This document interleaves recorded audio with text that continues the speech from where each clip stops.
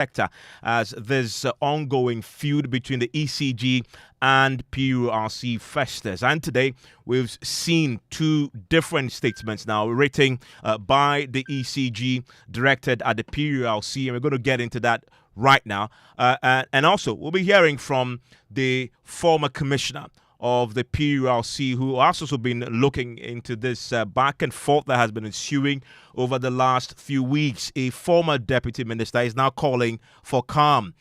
Joining me right now for more on this is the head of our energy desk, Kojo Brace, who moderated yesterday's dialogue on the power crisis that has bedeviled us for the last few weeks. And let's start with that ECG letter to the PURC. It's a strongly worded one. Yes. And they will not hide the fact that they are unhappy about what they call the lack of consideration of their own view in the matter. And this is a breach of the law of natural justice. Exactly. So ECG says that PURC should have given them enough time, listen to their side of the story before they come to a conclusion on saying that they are charging the board of directors of ECG to say pay X amount for ECG's inability to provide certain kind of information that we needed. ECG says it submitted the orders contained in the decision of the PURC, being in the form of sanctions against ECG and its board of directors.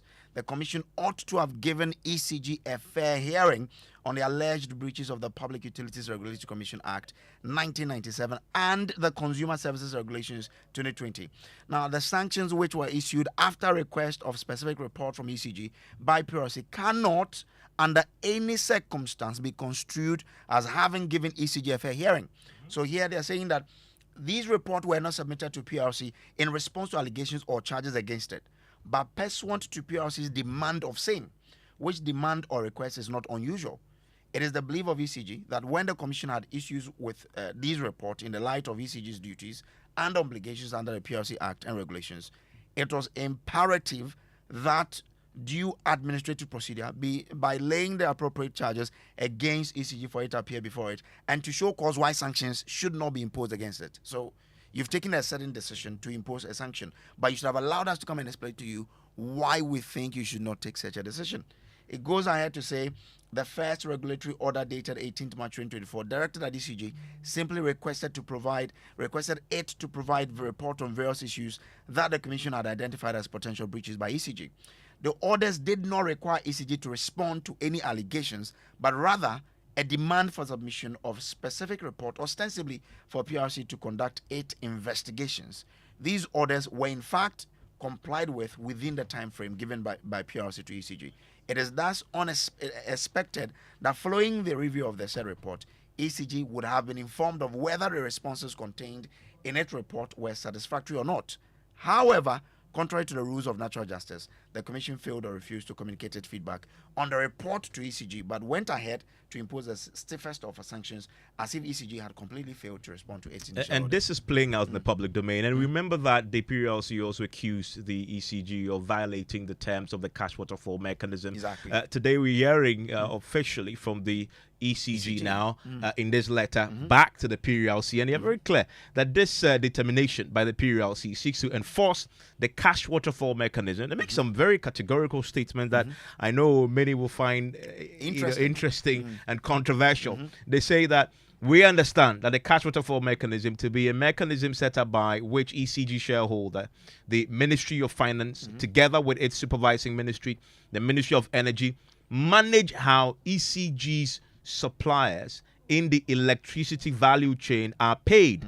It is strictly a policy directive aimed at ensuring that all the actors in the electricity value chain are paid in accordance with their contracts and or output in the value chain. We take the view that the cash waterfall mechanism is not subject to any regulatory oversight. In other words, PURC has no mandate. It's way beyond its jurisdiction. But they give a caveat. They say in this caveat that they put there when they make this very strong point regarding the regulatory oversight, that PURC at best can only consider this mechanism in arriving at the tariff ECG is allowed to charge consumers. As a result of the foregoing, save for any assignment by the two ministries of rights to PURC to implement the cash waterfall mechanism policy directive, PURC has no legal or regulatory mandate to do so. But here they go on to say that even so, the cash waterfall mechanism is neither a product of Act 538 or LI 2413, and therefore no sanctions can be exacted by PURC under this policy directive, as same would be contrary to Article 19.5 of the 1992 Constitution of Ghana. The right of PURC to impose regulatory charges arises only under LI 2413, and thus PURC cannot apply Section 32 of Act 538.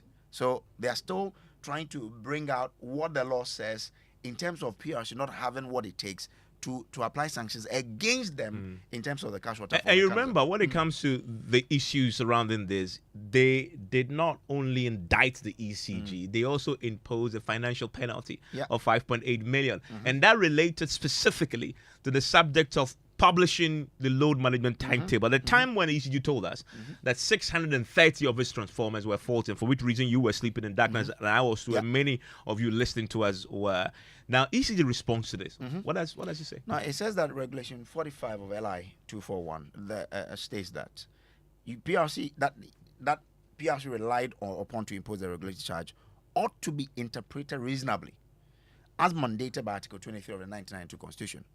But the PURC the ECG goes on to say that it is rather arbitrary for PURC to have proceeded to impose sanctions when it has drawn its own conclusions without hearing ECG. They still go back to make that point about natural justice. More worrying is the fact that PURC proceeds suo motu to impose sanctions per alleged incident of infraction rather than dealing with the incident as a composite matter. This approach obviously provides PURC the avenue to exact outrageous sums against ECG, which is clearly strong words there. Exactly. The 5.8 million is outrageous. In fact, 2 days ago when I spoke to Dr. Kabna Donko, he was milder. He says it's too high. Okay. ECG says it's outrageous. Outrageous, and it says it clearly at odds with an administrative body's constitutional duty to be reasonable. So as they move on, they try to attack PURC's mandate.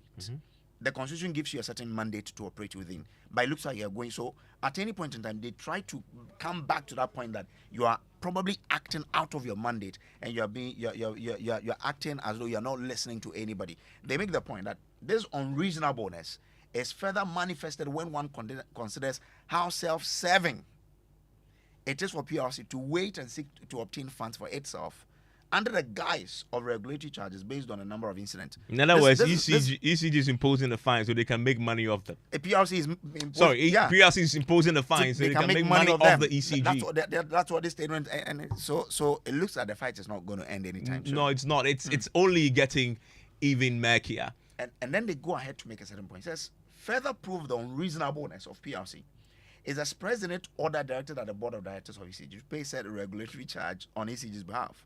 This decision is neither grounded on the fact that the Commission found the Board of Directors culpable nor complicit of any wrongdoing, but simply in its opinion that to sanction ECG would have implications on consumers. Once again, this power exercise by PURC is without any legal basis, since PURC's mandate is restricted to only regulating public utilities and not individual directors of these public utilities. You know what?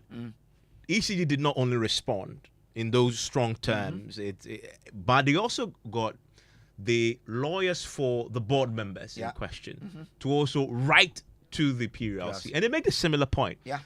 Fundamentally, that PURC is violating the law. Yes. It's in direct breach of the law setting itself up, and in direct breach of general laws.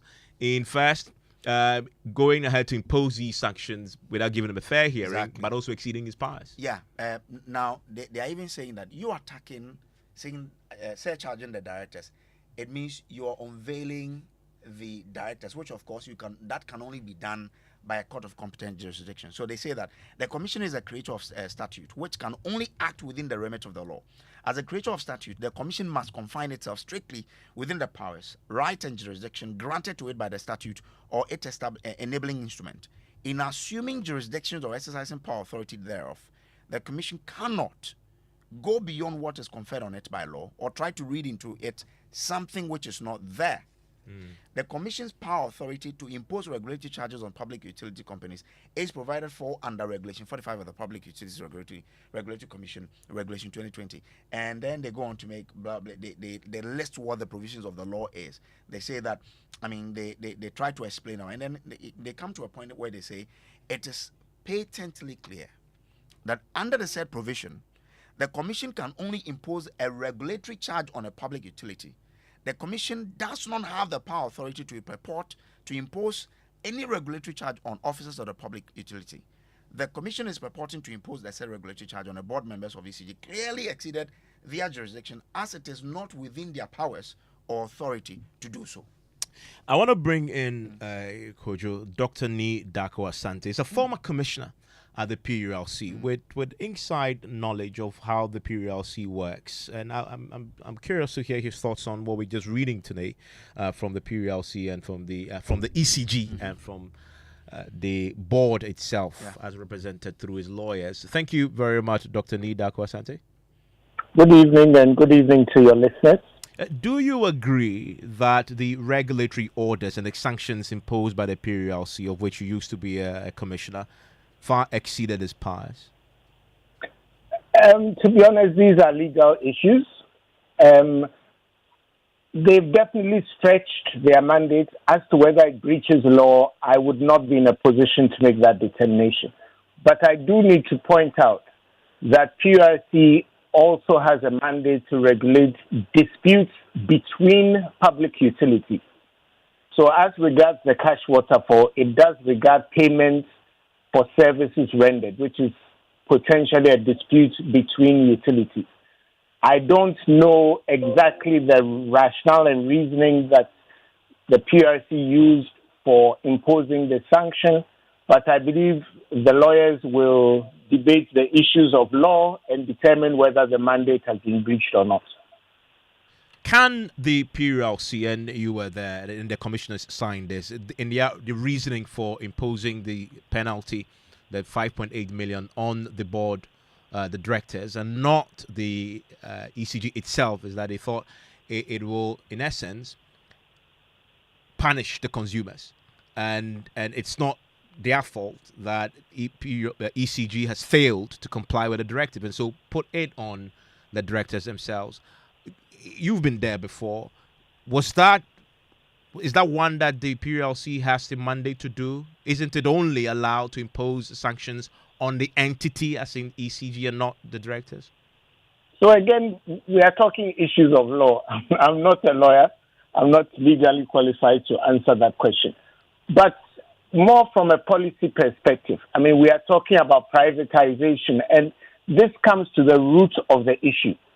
There are problems with the way that distribution companies run, and we sanction the entity, which is a state-owned public utility. The law, as has been implemented up till now, has not been able to bring ECG into compliance, because all we do is sanction the company, and clearly, in most cases, those running it don't really care what happens to the company, because government will have to step in and pay. So I guess the PURC commissioners have looked at the law and have been advised by their legal advisors that this is a possible stretch of their mandate. I cannot sit here and say they are right or they are wrong, but I think the lawyers, or if it goes to court, it will be determined in court, which is the right forum for this to be determined. And give me your view on this too, on the cash waterfall mechanism. ECG maintains that it is not subject to any regulatory oversight. You agree? Yes and no. If we say that the cash waterfall was approved by policy, then it's not a regulatory issue. But I am aware that in the last few months, GRADCO and VRA have written complaints about non-payment. If that has been addressed to PURC, it becomes a complaint from one utility against another, which is right within PURC's mandate. Stay with me because yesterday we also heard you chipping when we put together this great panel to explore the issues in the energy sector. And one of the things that came up, still exploring how do we fix this doomsday challenge that keeps recurring, was privatize ECG's revenue collection and billing responsibility. In fact, the government is not only considering it, they've already begun a pilot of this. You moderated this conversation. Exactly. And the point is that ECG itself has already started this, has been part of this piloting process. But ECG is also calling for the fact that, yes, we know that you want to do that, but can we look at the mode of privatization? So, I mean, lawyer Andrew Japamesa, who is the Deputy Minister of Energy, a former Deputy Minister of Energy, stated clearly that government has already gone ahead to move from just paper or thinking to actually actualizing what their intent is, but on a pilot basis for now. These are conversations that we're having with respect of the privatization or some private sector participation in the billing and collection. Discussions are far advanced. Of course, typically you will have the resistance from our friends in ECG. But it's something that I believe will help they themselves. Okay? And so we've tasked them to put in boundary meters as a first step that they are working on. Of course, their digitalization program that they're rolling out to is also helping with the collections. Okay? So when they are able to put the boundary meters in all their operational districts and know the volume of power that is going in every district, then you can introduce private sector people to bill and collect for the power that is coming into that enclave. So it's work that is ongoing. And I believe that in the fullness of time because 30% losses is high. Definitely not sustainable. And then we also learned that a committee had indeed been set up already, chaired by a very senior player in the energy sector to look at the proposals involved. But I wonder how people reacted to this. The other panelists in this particular conversation. Obviously, the panel thought that, well, it is good, but anytime we talk about privatization, the political in our should I say, I mean, government would always look at foreign partners coming in. They are rather asking government to say, can you look within? They are okay if it's going to be solution provided by people from Ghana. But if it's going to be outside, they think that it will create problems for us. Challenge you to show me one instance where this type of privatization has worked in this country. So we can give them some minority stake in that bit, but not to get them into the entire ECG. To the extent that they sit on the board of ECG. I don't agree because I feel we are capable. Look, it's a monopolistic area. We have to make sure that we don't, in our haste to try and privatize, have a situation where these losses are just continued. So it's not that simple. But at the end of the day, we have to make sure that both ECG and NEDCO reduce both collection losses and distribution losses, which is including theft.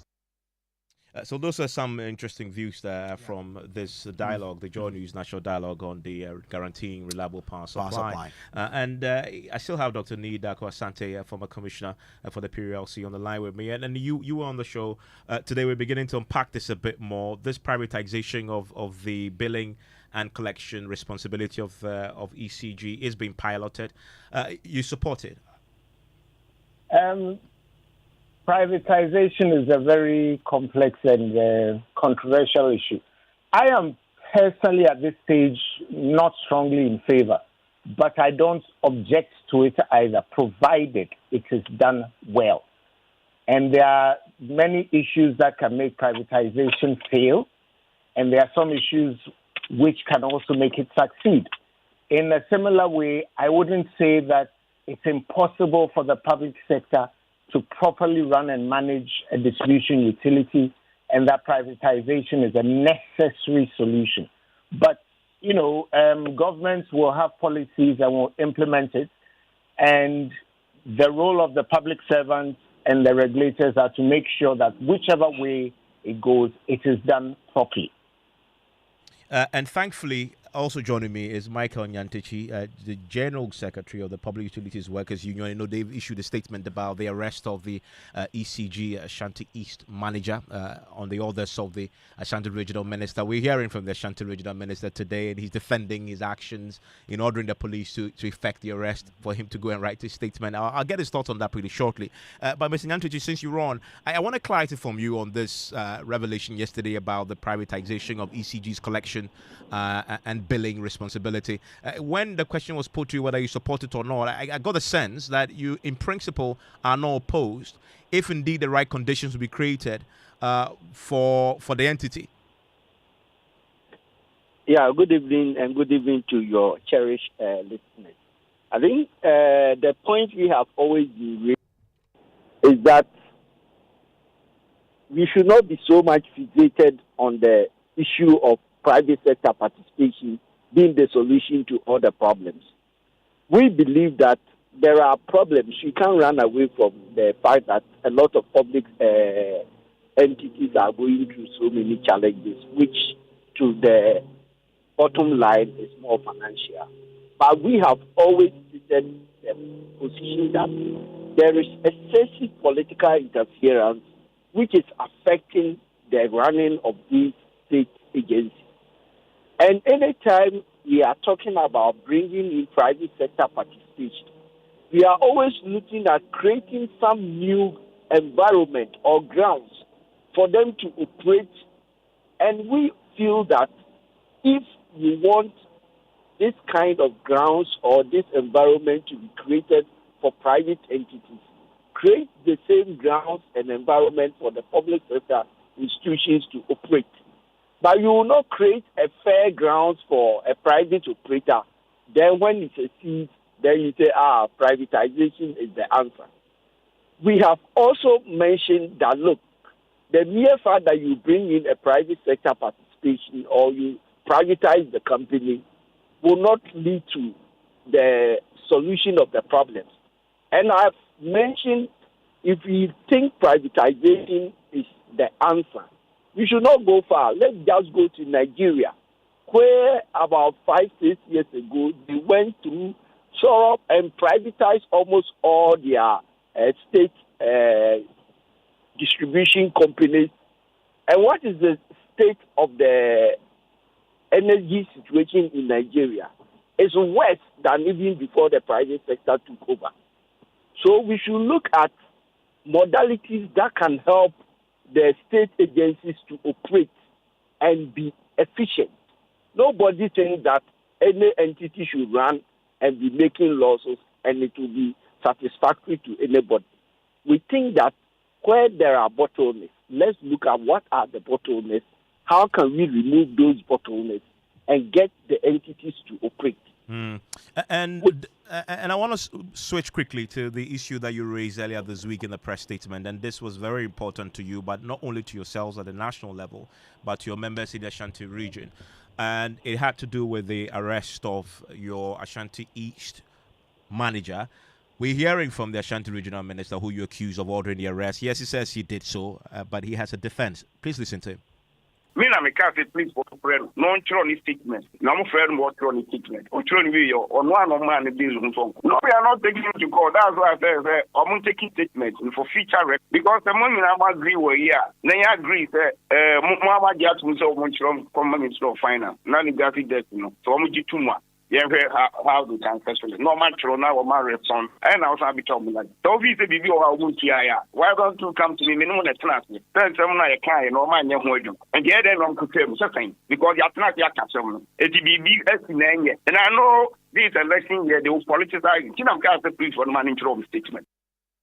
He was speaking in Cree, saying essentially that indeed it was himself who asked the police to get the regional manager to come and write a statement. He is aware that this is a political seizing and it can be politicized, and so he wanted him to come to the police station to write a statement. Indeed, that happened, and from what we understand, the police told him that he's being charged with something along the lines of causing public upheaval.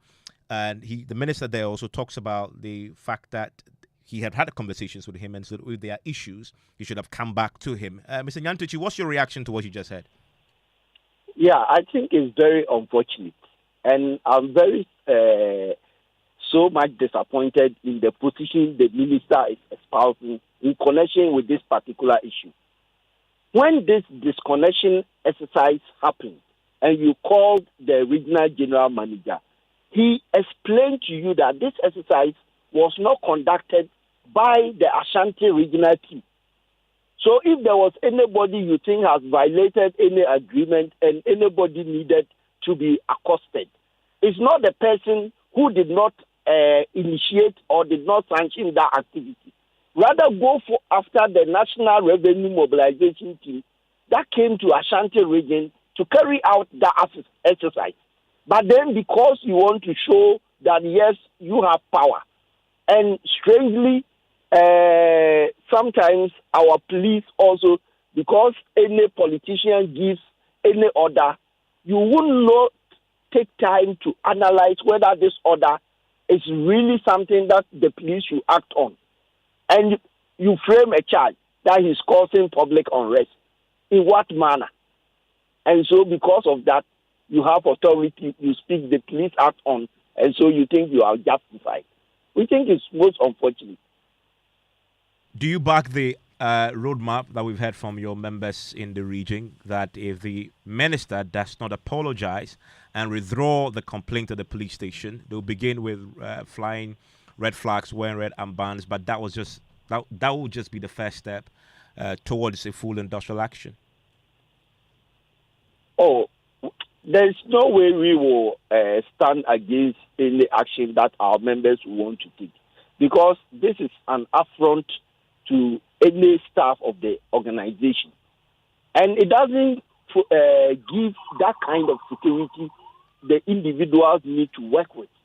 So nobody in this democratic era should just sit down and allow authorities to trample over their rights. So if they embark on any action, definitely we will stand with them. Thank you very much, Michael Nyantichi, and he is the General Secretary of the Public Utilities Workers Union. Ghana Connect is coming up next, and you don't want to go anywhere because we are having a conversation about doomsday. We are connecting Ghanaians home and abroad, Ghanaians who are in countries where they never know blackouts, but Ghanaians who are in foreign lands where blackouts are pretty rampant too. How is it managed there compared to what they're used to in Ghana? You really want to stay for this conversation. It's pretty riveting. I'm looking forward to this. It's on Ghana Connect up to this. You, yes, you. You're listening